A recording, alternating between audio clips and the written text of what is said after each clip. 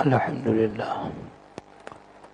لله نحمده ونستعينه ونستغفره ونؤمن به ونتوكل عليه ونعوذ بالله من شرور أنفسنا ومن سيئات أعمالنا من يهده الله فلا مضل له ومن يضلله فلا هادي له وأشهد أن لا إله إلا الله وحده لا شريك له وأشهد أن سيدنا ونبينا ومولانا محمدا عبده ورسوله صلى الله تعالى عليه وعلى آله وأصحابه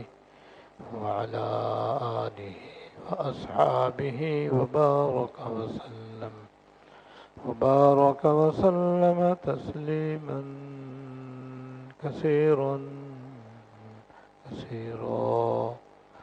أما بعد فأعوذ بالله من الشيطان الرجيم بسم الله الرحمن الرحيم شهر رمضان الذي أنزل فيه القرآن هدى للناس وبينات من الهدى والفرقان صدق اللہ العظیم۔ میرے قابل احترام بزرگوں اور عزیزوں، اللہ تعالیٰ کا فضل و کرم ہے کہ ہم سب کو رمضان شریف کا مہینہ نصیب ہے اور تقریباً آدھا مہینہ گزر چکا ہے۔ رمضان مبارک میں 3 عشرے ہوتے ہیں۔ پہلا عشرہ اللہ تعالیٰ کی رحمتوں کی بارش کا عشرہ ہے، وہ گزر چکا ہے۔ دوسرا عشرہ اللہ تعالیٰ کی مغفرتوں کی بارش کا ہے، وہ چل رہا ہے۔ اور آخری عشرہ اور تیسرا عشرہ دوزخ سے آزادی کا عشرہ ہے، وہ عن قریب شروع ہونے والا ہے۔ ایسا بابرکت مہینہ، ایسی برکتوں اور رحمتوں والا مہینہ آیا اور دیکھتے دیکھتے آدھا گزر بھی گیا۔ یہ ایسے ہی باقی آدھا بھی گزر جائے گا۔ بس کامیاب وہ بندہ ہے اور کامیاب وہ بندی ہے جو اس سے فیضیاب ہو جائے، جو اس سے فائدہ اٹھا لے۔ لہذا رمضان مبارک کے آخری عشرے میں چونکہ مسنون اعتکاف بھی ہوتا ہے، تو اس میں اگر اللہ تعالیٰ نے مجھے بیٹھنے کی توفیق عطا فرمائی تو پھر آپ سے عید کے بعد انشاءاللہ ملاقات ہوگی۔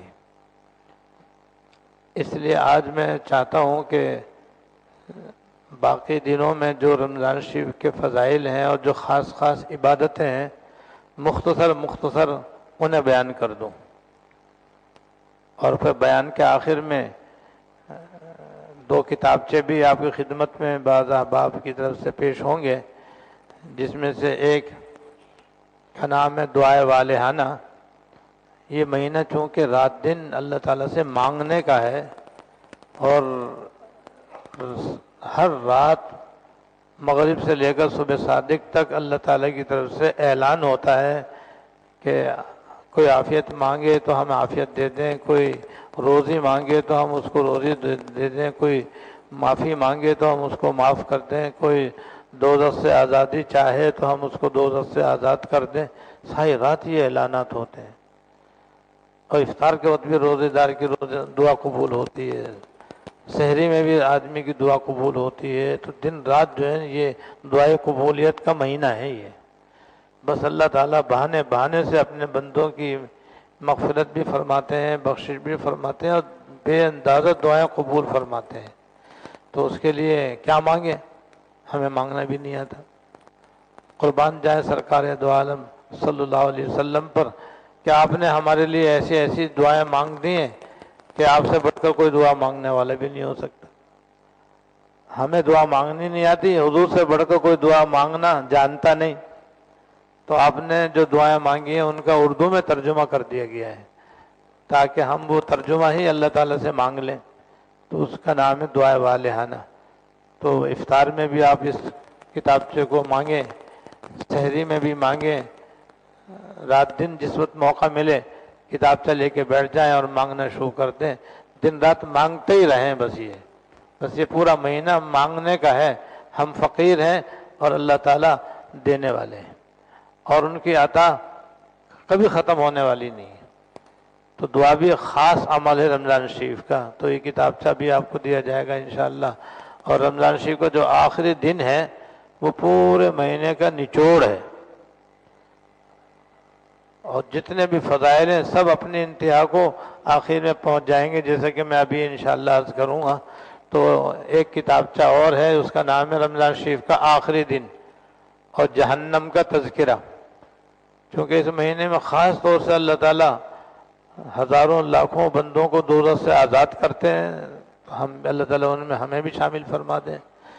تو جہنم کیسی بری جگہ ہے اس کا اس میں تھوڑا سا بیان ہے، تاکہ ہمیں اندازہ ہو کہ جہنم سے ہم کیوں اللہ تعالیٰ کی پناہ مانگتے ہیں اور کیوں ہم اللہ تعالیٰ سے دعا کرتے ہیں کہ اللہ ہمیں دوزخ سے بچانا۔ تو جہنم ایسی بری جگہ ہے، اس کا عذاب جو حدیث میں آیا ہے وہ اس میں بتایا گیا ہے، تو وہ کتابچہ بھی انشاءاللہ دیا جائے گا۔ تو مختصر میں جو باقی ایام میں عبادتیں ہیں ان کا خلاصہ ذکر کرنا چاہتا ہوں تاکہ ایک تعارف ہو جائے، اور ہم اللہ کرے کہ باقی دنوں کی دل و جان سے قدر کریں اور اس سے پورا فائدہ اٹھانے کی کوشش کریں۔ اللہ تعالیٰ توفیق عطا فرمائے۔ تو ایک تو رمضان شریف کی ایک فضیلت میں سنا دوں پہلے۔ رمضان شریف کی فضیلت کے بارے میں ایک روایت ہے حضرت عباس رضی اللہ تعالیٰ عنہ سے، حضرت عبداللہ ابن عباس رضی اللہ تعالیٰ عنہ سے مروی ہے کہ رمضان شریف کا چاند نظر آنے پر حضور نے ارشاد فرمایا کہ جنت شروع سال سے آخر سال تک سجائی جاتی ہے، اور جب رمضان شریف کا مہینہ شروع ہوتا ہے تو اس کے سارے دروازے کھول دیے جاتے ہیں، اور کوئی دروازہ بھی رمضان شریف کا آخری دن آنے تک بند نہیں ہوتا ہے۔ دن رات 24 گھنٹے آسمانوں کے دروازے کھلے رہتے ہیں، جنت کے دروازے کھلے رہتے ہیں، جنت اللہ تعالیٰ رمضان شریف میں دینے کے لیے کھول دیتے ہیں، اور خود جنت اللہ تعالیٰ سے درخواست کرتی ہے کہ یا اللہ اس رمضان شریف کے مہینے میں کچھ بندوں کو عبادت کی توفیق دے کر میرے اندر رہنے کے قابل بنا دیجیے، رہنے کے لائق بنا دیجیے۔ اور جنت کے حوریں بھی اللہ تعالیٰ سے درخواست کرتے ہیں کہ یا اللہ اس مہینے میں اپنے بندوں میں سے کچھ بندے ہمارے شوہر مقرر کر دیجیے۔ اس کے بعد پھر جب رمضان شریف کا مہینہ شروع ہوتا ہے اور کوئی اللہ کی رضا کے لیے صحیح روزہ رکھتا ہے تو ہر رات اس کی اللہ تعالیٰ 100 حوروں سے نکاح کر دیتے ہیں۔ روزانہ ہر رات روزے دار کی اللہ تعالیٰ 100 حوروں سے شادی کر دیتے ہیں۔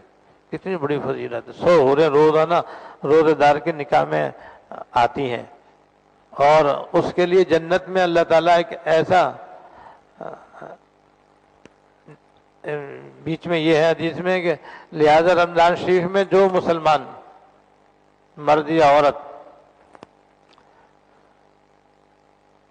ایک تو کوئی نشے والی چیز نہ پیے، کوئی نشے والی چیز استعمال نہ کرے، کسی مسلمان پر کوئی بہتان نہ لگائے، کسی مسلمان پر کوئی بہتان اور الزام نہ لگائے، اور کوئی گناہ کبیرہ نہ کرے، تو اس کی یہ فضیلت ہے کہ اللہ تعالیٰ اس کی ہر رات 100 حوروں سے نکاح کر دیتے ہیں، اور اس کے لیے جنت میں سونے، چاندی، یاقوت اور زمرد، چاروں نہایت قیمتی چیزیں ہیں۔ یہ سونا چاندی دونوں دھاتیں ہیں، اور یاقوت اور زمرد یہ وہ ہے پتھر ہیں جو بڑا قیمتی اور بہت مہنگے اور خوبصورت پتھر ہیں۔ تو سونے، چاندی، یاقوت اور زمرد کا ایک محل تیار کر دیتے ہیں۔ یہ اتنا لمبا چوڑا ہے محل اتنا لمبا چوڑا ہے کہ جیسے ساری دنیا میں کہیں پر بکریوں کا کوئی باڑہ ہو تو وہ باڑہ ساری دنیا کے اعتبار سے چھوٹا معلوم ہوگا اور ایک نقطے کی طرح معلوم ہوگا۔ ساری دنیا کی لمبائی چوڑائی کے اعتبار سے اگر دنیا میں کہیں بکریوں کا کوئی باڑہ ہو تو اس باڑہ جو ہوگا وہ پوری دنیا کی لمبائی چوڑائی کے اعتبار سے بہت ہی چھوٹا سا معلوم ہوگا، جسے کہنا چاہیے ایک نقطہ معلوم ہوگا۔ یہ ساری دنیا اٹھا کر کے اس سونے چاندی یاقوت اور زمرد کے محل میں رکھ دو تو ایک نقطے کے برابر ہوگی۔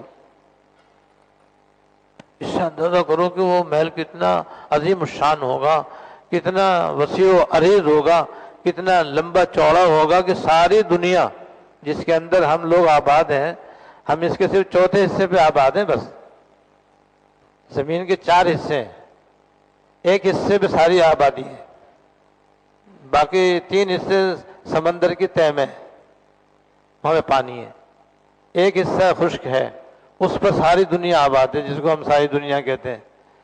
3 حصے تو زمین کے پانی کے نیچے ہیں۔ وہ یہ پوری دنیا یعنی چاروں حصے نکال کر اس محل میں رکھیں گے تو ایسا معلوم ہوگا کہ یہ جیسے دنیا میں کوئی بکریوں کا باڑہ جیسے وہ چھوٹا اور ایک نقطہ ہوگا، ایسے ہی یہ ساری دنیا بھی اس محل میں نقطے کے برابر ہوگی۔ تو دنیا محل کتنا لمبا چوڑا ہوگا۔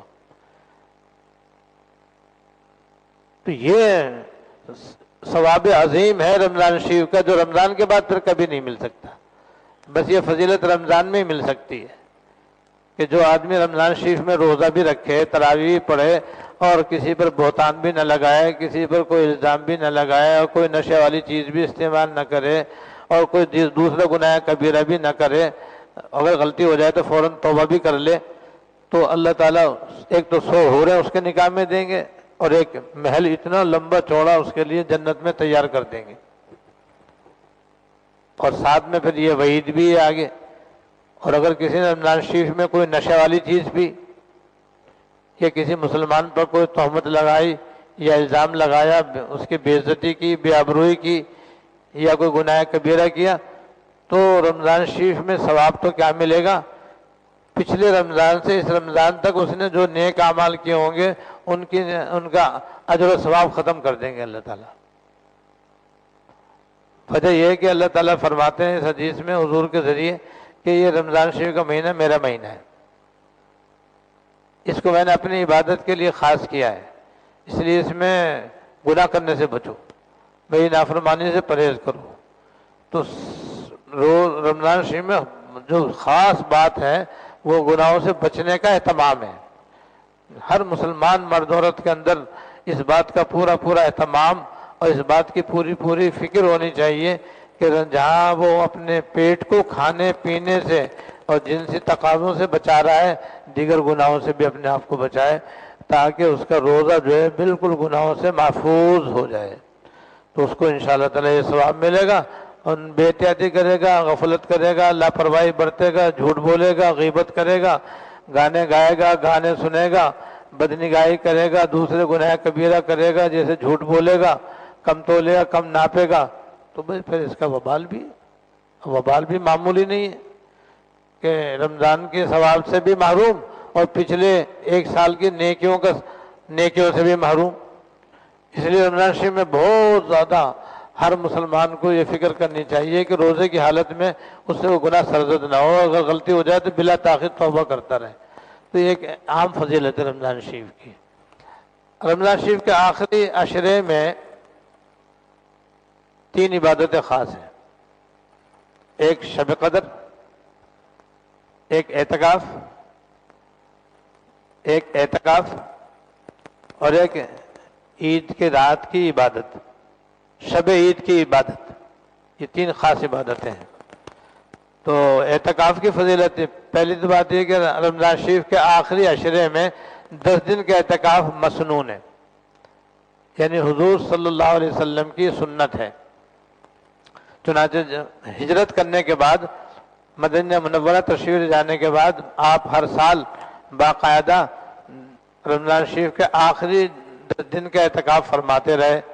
ایک مرتبہ کسی عذر کی وجہ سے اعتکاف رہ گیا تھا تو اگلے سال آپ نے 20 دن کا اعتکاف فرمایا، لیکن آپ نے اہتمام کے ساتھ اعتکاف فرمایا، اس لیے اعتکاف کرنا مسنون ہے۔ اور آپ کے بعد آپ کے ازواج مطہرات نے پابندی کے ساتھ اعتکاف کیا، تو یہ اعتکاف کرنا سنت ہے، اسے سنت مؤکدہ علی الکفایہ کہتے ہیں، جس کا مطلب یہ ہے کہ ہر بڑے محلے میں کوئی نہ کوئی محلے کی مسجد میں اعتکاف میں ضرور بیٹھے۔ اگر ایک بھی آدمی بیٹھ جائے گا سب کی طرف سے سنت ادا ہو جائے گی، کوئی بھی نہیں بیٹھے گا سارے گنہگار ہوں گے سنت چھوڑنے کی وجہ سے، سنت چھوڑنے کا سب کو گناہ ہوگا۔ تو اس کا ثواب یہ ہے کہ 10 دن کے اعتکاف کرنے والے کو 2 حج اور 2 عمرے کے برابر ثواب ملتا ہے، 2 حج اور 2 عمرہ کرنے کے برابر اللہ تعالیٰ ثواب عطا فرماتے ہیں۔ تو آج کل آپ دیکھ لو، ایک حج کتنا مہنگا ہے اور ایک عمرہ بھی کتنا مہنگا ہے اور کتنا پر مشقت ہے۔ یہاں تو مسجد میں بیٹھنا شاہی اعتکاف ہے، یہ تو کہ بھائی کھاؤ پیو اور سو جاؤ پھر عبادت کرو۔ اچھا، یہاں مسجد اعتکاف میں سونے میں بھی اعتکاف کا ثواب ملتا ہے۔ اب اور فضیلت میں آپ کو بتلاتا ہوں، تو یہ تو شاہی عبادت ہے، یہ تو اللہ کے دربار میں پڑے ہوئے اور بس وہ کھا رہے ہیں پی رہے ہیں سو رہے ہیں اور اللہ اللہ کر رہے ہیں، بس دن رات عبادت میں لگے ہوئے ہیں، نہ لینا نہ دینا، اور پھر مفت میں 2 حج 2 عمرے کا ثواب، اور جو اس کے علاوہ دوسری عبادت ہے اس کا ثواب الگ۔ چاہے دوسری حدیث میں یہ ہے کہ جو 10 دن کا اعتکاف کرتا ہے تو ایک تو معتکف تمام گناہوں سے محفوظ رہتا ہے، یعنی وہ گناہ جو مسجد سے باہر ہو رہے ہیں مسجد میں ہونے کی وجہ سے آدمی ان سے محفوظ رہتا ہے، اور اس کو تمام نیکیوں کے کرنے کے برابر ثواب ملتا ہے۔ یعنی معتکف ایسا ہوتا ہے جیسے سارے نیک کام کر رہا ہو، یعنی معتکف کو مسجد میں رہتے ہوئے ان تمام نیک اعمال کا بھی اجر و ثواب ملتا ہے جو مسجد سے باہر ہوتے ہیں۔ مسجد سے باہر تعلیم بھی ہو رہی ہے، تبلیغ بھی ہو رہی ہے، نماز جنازہ بھی ہو رہی ہے، جہاد بھی ہو رہا ہے، اور بے شمار نیک کام ہیں جو مسجد سے باہر ہوتے ہیں، جس کی وجہ سے معتکف باہر نہیں جا سکتا۔ معتکف ان کا ثواب بھی حاصل کرتا ہے اور اس کا نام اعمال میں وہ ثواب بھی لکھا جاتا ہے۔ تو مسجد کے اندر بھی جو نیکیاں کر رہا ہے اس کا ثواب بھی اس کو مل رہا ہے، اور جو مسجد سے باہر نیکیاں ہو رہی ہیں جن کو یہ کر نہیں سکتا باہر جانے کی وجہ سے، ان کا ثواب بھی اس کو مل رہا ہے۔ تو اسے کہتے ہیں دونوں ہاتھ سے سمیٹنے والا عمل۔ تو معتکف دونوں ہاتھ سے نیکیاں سمیٹتا ہے، اجر و ثواب کو حاصل کرتا ہے کہ اندر بھی نیکیاں کر رہا ہے اور ثواب حاصل کر رہا ہے، اور جو نیکیاں باہر ہو رہی ہیں جہاں یہ کرنے کے لیے نہیں جا سکتا وہ بھی ثواب اس کو مل رہا ہے۔ چنانچہ ہر سال سب لوگ دیکھتے ہیں کہ جب نماز جنازہ ہوتی ہے تو اعلان ہوتا ہے کہ معتکف مسجد کے اندر رہیں، باقی لوگ جا کر کے نماز جنازہ پڑھیں۔ اب معتکف مسجد میں رہتا ہے، نماز جنازہ کا ثواب اس کو مسجد میں بیٹھے بیٹھے مل جاتا ہے۔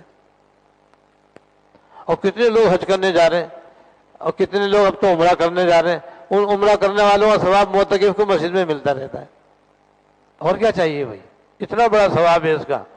اور اعتکاف کرنے کا 1 دن کا ثواب بتلاتا ہوں آپ کو۔ 1 دن کے ثواب یہ ہے کہ اللہ تعالیٰ اعتکاف کرنے والے کو دوزخ سے اتنا دور کر دیتے ہیں کہ اس کے اور جہنم کے درمیان 3 خندقیں حائل فرما دیتے ہیں۔ معتکف کو دوزخ سے اتنا دور کر دیتے ہیں کہ درمیان میں 3 خندقیں آ جائیں، اور ہر خندق اتنی جیسے مشرق سے مغرب تک، شمال سے جنوب تک، ایک خندق اتنی بڑی ہے جیسے مشرق سے مغرب تک کا فاصلہ ہے، جتنا فاصلہ یہ اس کے برابر ایک خندق۔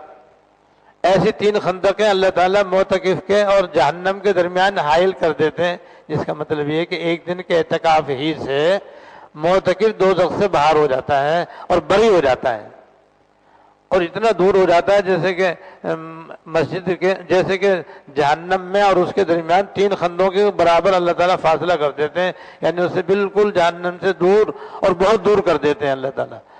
ایسی 1 دن کے اعتکاف میں 3 خندقیں حائل ہوتی ہیں، اور 10 دن کے اعتکاف میں کتنی ہو گئی؟ 30 خندقیں ہو گئی، 10 یا 30۔ جو 3 دن کے اعتکاف میں بیٹھے گا تو اس کو اللہ تعالیٰ جہنم سے آزاد کر دیں گے اور بری فرما دیں گے، اور جہنم سے اتنے دور کر دیں گے جیسے کہ جہنم میں اور اس کے درمیان 30 خندقیں ہوں۔ تو اعتکاف کا اتنا بڑا ثواب ہے. پھر معتکف سو رہا ہوتا ہے تو بھی اس کو اعتکاف کا ثواب مل رہا ہوتا ہے. شب قدر میں بھی اگر سو جائے تو محروم نہیں ہوتا، اس لیے کہ اعتکاف تو کر رہا ہے نا، وہ نیند کی حالت میں بھی اس کا اعتکاف جاری ہے. جب جاری ہے تو عبادت جاری ہے، عبادت جاری ہے تو شب قدر میں اس کی عبادت ہو رہی ہے، چاہے نیند میں ہو رہی ہے. لہذا اس کو شب قدر کی فضیلت سے بھی محرومی نہیں ہوتی. باہر والے تو محروم ہو سکتے ہیں، معتکف انشاءاللہ محروم نہیں ہو سکتا. اور پھر وہ تلاوت بھی کرتا ہے، تسبیح بھی پڑھتا ہے، اور پھر دعائیں بھی کرتا ہے، سارے نیک اعمال مسجد میں کرتا ہے، تو ان سب کا اس کو بے اندازہ اجر و ثواب ملتا ہے. تو ایک آخری عشرے کے اندر یہ مسنون عبادت ہے بھائی. دوسری شب قدر رمضان شریف کے آخری عشرے کی طاق رات میں سے کوئی ایک رات ہوتی ہے. تو معتکف تو اس سے بھی معروم نہیں ہوتا، معتکف اس سے بھی نہیں معروم ہوتا. دوسرے حضرات بھی یہ شب قدر حاصل کر سکتے ہیں، ان کو چاہیے اور معتکف کو بھی چاہیے کہ آخری عشرے کی طاق راتوں میں جاگ کر عبادت کرنے کا خیال کریں اور اہتمام کریں، اور کوشش کریں کہ آخری عشرے کی طاق راتیں عبادت میں گزریں، یاد الہی میں گزریں، ذکر و تلاوت میں گزریں، تسبیحات میں گزریں، دعائیں مانگنے میں گزریں. اور اس میں بھی ادنا درجہ یہ، اعلیٰ درجہ تو یہ ساری رات جاگیں اور عبادت میں لگے رہیں. دنیا کی باتیں نہیں کریں، گناہ کی باتیں نہ کریں، دنیا کی باتیں مسجد میں نہ کریں، گناہ کی باتیں نہ کریں، عبادت میں لگیں. جب تھک جائیں تو سو جائیں. لہذا ادنا درجہ یہ ہے کہ مغرب کی نماز، عشاء کی نماز، فجر کی نماز جماعت سے پڑھیں، اور پھر مغرب سے عشاء تک تو کوشش کریں کہ 20 اوابین پڑھتے رہیں. اب عشاء تک اسی میں عشاء ہو جائے گی، اور پھر عشاء سے پہلے ہلکا پھلکا کھانا کھا کے پھر تراویح ہے، تراویح کے بعد پھر صلاۃ اللیل پڑھ لیں، اور اس کے بعد پھر مزید اور نفلیں پڑھ لیں، اور کچھ تسبیحات پڑھ لیں اور ذکر کر لیں. پھر اگر سونا چاہیں تھوڑی دیر کے لیے سو جائیں، پھر سحری میں اٹھ جائیں، سحری میں اٹھ کر کے پھر تہجد پڑھیں. آج کل 3 بجے اٹھنے میں 1 گھنٹہ آدمی کو آرام سے عبادت کا مل جاتا ہے.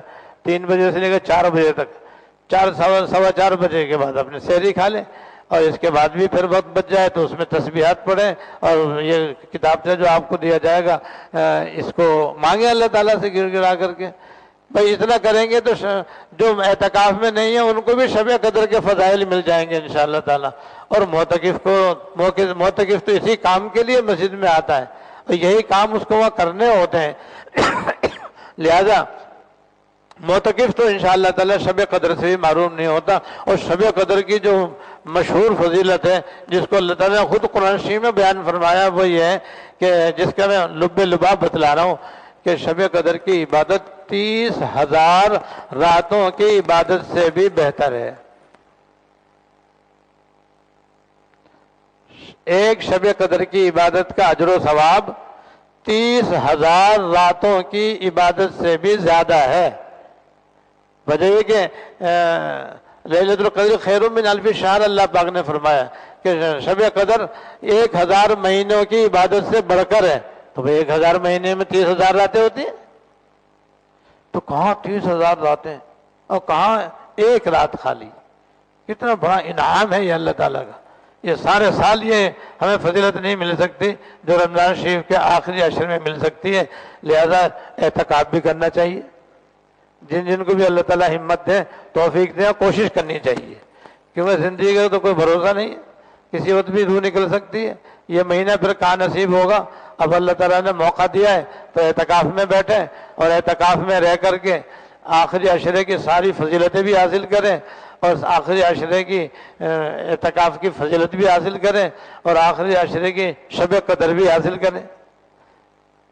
اور یہ فضیلت پورے مہینے کی عام ہے رمضان شریف میں کہ اللہ تعالیٰ روزانہ افطار کے وقت 10 لاکھ آدمی دوزخ سے آزاد فرماتے ہیں. روزانہ افطار کے وقت اللہ تعالیٰ 10 لاکھ آدمی دوزخ سے بری فرماتے ہیں.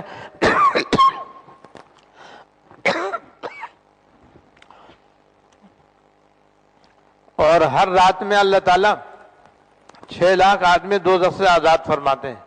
جب آخری رات ہوگی تو پورے مہینے روزانہ افطار کے وقت 10 لاکھ کے اعتبار سے جو تعداد بنے گی جو 3 کروڑ بنتی ہے، اتنی تعداد میں اللہ تعالیٰ دوزخ سے آزاد فرمائیں گے.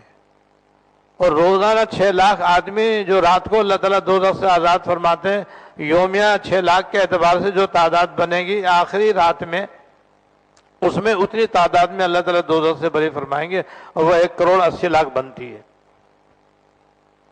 تو 4,80,00,000 ہو گئے۔ یہ تو ضابطے کی بات ہے، ورنہ ان کی رحمت اس سے بھی زیادہ بڑھ کر ہے۔ بے شمار لوگوں کو، اور یہ تو ان لوگوں کی بخشش ہے جو بغیر مانگے بخشے جائیں گے، اور جو اللہ تعالیٰ سے دعا کریں گے کہ اللہ میں گنہگار ہوں، میں خطا کار ہوں، میں سیاکار ہوں، اپنی رحمت سے مجھے دوزخ سے بری فرما دے، تو ان کی طرف سے تو خود اعلان ہو ہی رہا ہے، ہر رات ان کی طرف سے یہ اعلان ہو رہا ہے کہ کوئی توبہ کرنے والا ہو تو ہم توبہ قبول کر لیں، کوئی دوزخ سے آزادی مانگنا ہو تو ہم اسے دوزخ سے آزاد کر دیں۔ تو بھائی جب ان کی طرف سے اعلان ہو رہا ہے تو ہم مانگیں گے تو ہمیں کیوں نہ ملے گا بھائی؟ تو مانگنے والوں کو تو بدرجہ اولا اللہ تعالیٰ دوزخ سے آزاد فرمائیں گے اور جنت الفردوس عطا فرمائیں گے۔ تو یہ پورا جو مہینہ باقی رہ گیا ہے بس جنت مانگنے کا ہے اور دوزخ سے بری ہونے کا ہے، اور جتنی بھلائیاں حضور صلی اللہ علیہ وسلم نے اللہ تعالیٰ سے مانگی ہیں ان کے مانگنے ہمیں ان کے مانگنے کا مہینہ ہے یہ۔ تو آخری جو فضیلت ہے وہ ہے شب عید کی، شب عید۔ تو شب عید جو ہے نا یہ ان مبارک راتوں میں سے ایک رات ہے جس میں جاگ کر کوئی عبادت کرے تو اس کے لیے جنت واجب ہو جاتی ہے، ضرور ہی اللہ تعالیٰ اپنے رحمت سے اس کو جنت الفردوس عطا فرمائیں گے۔ اب یہ بھی عید الفطر کی رات کہلاتی ہے، تو ساری فضیلتیں آخر میں جا کر جمع ہو جائیں گی۔ تو معتکف کو تو ان سے استفادہ کرنا بے حد ہی آسان، اور جو اعتکاف میں نہ ہو تو وہ بھی محروم نہیں ہو سکتا۔ بس یہ ہے کہ ہم لوگ قدر کریں، اور قدر یہی ہے کہ زیادہ سے زیادہ اپنے آپ کو عبادت میں لگائیں، طاعت میں لگائیں، نیک کاموں کے اندر لگائیں، اور گناہوں سے اپنے آپ کو بچانے کی کوشش کریں کہ ہماری آنکھیں بھی گناہ نہ کریں۔ آج کل سب سے بڑا فتنہ جو ہے موبائل کا غلط استعمال ہے۔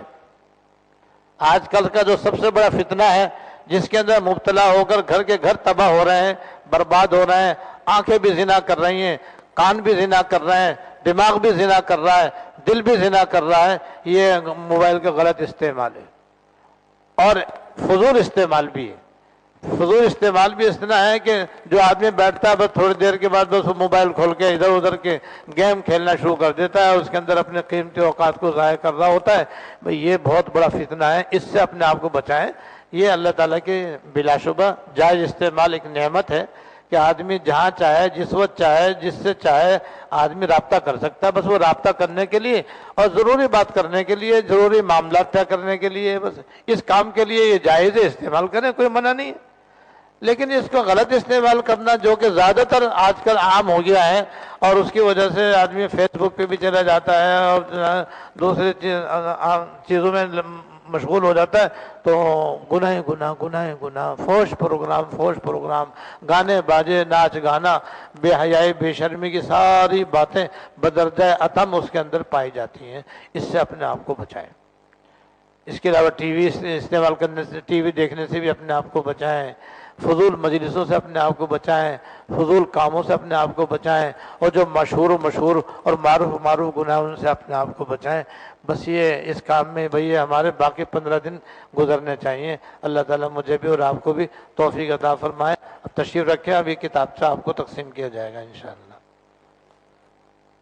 ضرورت مند ہے، مستحق نہیں ہے، یہ ضرورت مند ہے، مستحق نہیں ہے، اس کو زکوٰۃ کی ایک پائی بھی دینا جائز نہیں ہے۔ اگر دیں گے تو زکوٰۃ نہیں ادا ہوگی۔ ضرورت مندوں کو زکوٰۃ نہیں دیں، اس کا خاص خیال رکھیں۔ مستحقین کو زکوٰۃ دیں۔ مستحق اسے کہتے ہیں جس کے پاس 1 لاکھ روپے بھی نہ ہو، نہ سونا ہے، نہ چاندی ہے، نہ نقد رقم ہے، نہ مال تجارت ہے، نہ گھر میں فالتو ساز و سامان ہے، اور اگر ہے تو 1 لاکھ سے کم ہے، یا بس 1 لاکھ تک ہے، کیونکہ 1 لاکھ سے 200 روپے اوپر نصاب ہے، تو 2 لاکھ جو ہے 1 لاکھ روپیہ جو ہے بقدر نصاب نہیں ہے، نصاب سے کم ہے یہ، اور وہ سید بھی نہیں ہے، یہ بھی ضروری ہے، اور وہ سید بھی نہیں ہے، ایسا آدمی مستحق ہوتا ہے۔ ایسے آدمی کو مستحق کہتے ہیں، ایسے آدمی کو زکوٰۃ دی جا سکتی ہے۔ لہذا اپنے معاشرے میں دیکھیں بھائی، اگر آپ کے محلے میں نہیں ہے، آپ کے پڑوس میں نہیں ہے، آپ کے خاندان برادری میں ایسے لوگ نہیں ہیں اور نہیں ہوں گے، اس لیے کہ 1 لاکھ کی کیا حیثیت ہے آج کل؟ 1,00,000 200 روپے یا 300 روپے ہر غریب سے غریب آدمی اپنے پاس جمع کر کے رکھتا ہے. اتنے پیسے کسی کے پاس ہو اور کچھ نہیں تو فالتو سامان ہر گھر میں بھرا ہوا ہے, اسٹور بھرا ہوا ہے, شوکیس بھرے ہوئے ہیں جہاں پر ایسے برتن اور ایسے سامان موجود ہے جو کہ شاذ و نادر استعمال میں آتا ہے, اسے فالتو سامان کہتے ہیں. اگر وہ بھی 1,00,000 روپے اور 200 روپے کی مالیت کے برابر ہوگا وہ مستحق نہیں, اس کو زکوٰۃ دینا جائز نہیں. تو مستحق کو تلاش کریں, ایک بات تو یہ ضروری ہے. دوسرے اس کو مالک بنا کر کے دیں, اس کے ہاتھ میں دیں, اسے قبضے میں دیں. اب ایک مریض ہے جو ایسا ہی مستحق ہے لیکن آپ نے اس کے ڈاکٹر کی فیس ادا کر دی, اس کے آپریشن کی فیس ادا کر دی یا اس کے اسپتال کا خرچہ ادا کر دیا, زکوٰۃ نہیں ادا ہوگی, زکوٰۃ نہیں ادا ہوگی اس طرح سے. اس لیے کہ آپ نے اس کو مریض کے ہاتھ میں تو کچھ بھی نہیں دیا. آپ کہیں گے وہ تو بے ہوش ہے, ہمیں اسے کیسے دیں؟ تو اس بے ہوش کا کوئی ابا بھی تو ہوگا, اس کی ماں بھی تو ہوگی, اس کا بیٹا بھی تو ہوگا, اس کا بھائی بھی تو ہوگا, کوئی اور مسلمان اس کا رشتہ دار بھی تو ہوگا. اگر وہ مستحق ہے تو آپ اس کو دے دو, بھائی ہم نے آپ کو ہدیہ دے دیا, آپ اپنی مہربانی کر کے اپنے مریض کا علاج کروا لو, آپ کو ثواب ملے گا. لو دیکھو اس طرح سے مسئلے کا حل نکل آیا. اس طرح سے کریں گے تو ہم نے مستحق کو زکوٰۃ دی ہے, اس نے اپنی مرضی سے اپنی خوشی سے اپنے مریض کا علاج کروا لیا, جائز ہے. لیکن دوسری بات یہ ہے کہ جو زکوٰۃ کا مستحق ہے اس کو آپ مالک بنا کر زکوٰۃ دیں. اگر اس کو مالک بنا کر کے نہیں زکوٰۃ دیں گے زکوٰۃ نہیں ادا ہوگی. جس کی مثال یہ کہ روڈوں پر کتنے ہزاروں آدمیوں کو کھانا کھلایا جاتا ہے, نہیں کھلایا جاتا, بیٹھ کر کے دسترخوان لگایا جاتا ہے اور وہاں پر غریبوں کو کھانا کھلایا جاتا ہے, وہ عموماً مستحق ہوتے ہیں. اس سے زکوٰۃ نہیں ادا ہوتی ہے. یہاں پہ پیسے جمع کرائیں گے تو زکوٰۃ نہیں ادا ہوگی, اس لیے کہ وہاں پہ جو کھانا کھلایا جا رہا ہے وہ دعوت کی طرح ہے. دعوت میں جو کھانا کھلایا جاتا ہے کھانے والا مالک نہیں ہوتا ہے, کھانے کی اجازت ہوتی ہے, گھر لے جانے کی اجازت نہیں ہوتی اس کی. ایسے یہ جو روڈوں پر کھانا کھا رہے ہیں تو یہ جو کھانا کھا رہے ہیں تو غریب, لیکن ان کو مالک بنا کر کوئی نہیں دے رہا. بھائی یہ کہتے ہیں بیٹھ جاؤ کھانا کھا لو. کھانا کھلانا اور چیز ہے, مالک بنانا اور چیز ہے. مالک بناتے ہیں ہاتھ میں دینے کو, بھائی تم اپنے گھر لے جاؤ, چاہے یہاں کھاؤ چاہے اپنے گھر لے جاؤ. جیسے ہوٹلوں میں بعض جگہ کھانا تقسیم ہوتا ہے, ہوٹلوں سے جو کھانا تقسیم ہوتا ہے بیٹھ کر کھلایا نہیں جاتا, وہ غریبوں کو ہر ایک کو الگ پیک کر کے دیا جاتا ہے. وہ جو الگ پیک کر کے دیا جاتا ہے اس کے اندر مالک بنانا پایا جاتا ہے.